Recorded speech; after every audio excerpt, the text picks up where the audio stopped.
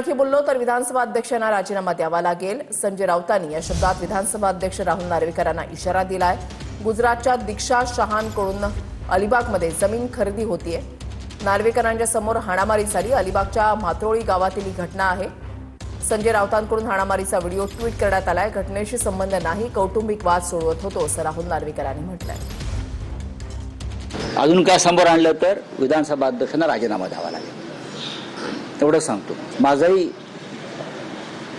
जन्म कर्म अलिबागचाच आहे, त्याच भागातला आहे. माझ्याकडे जास्त माहिती आहे काय आहे ते.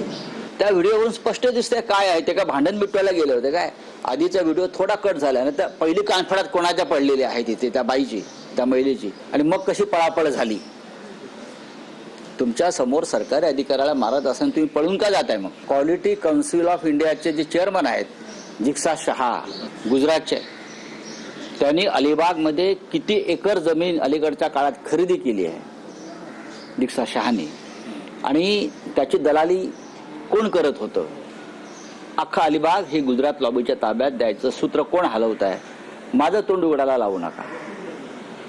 मी एक नाव घेतलेलं आहे, दीक्षा शहा, QCIचा चेअरमन आहे, अहमदाबादचा आहे, अमित शहाचा आणि जय शहाचा खास माणूस आहे.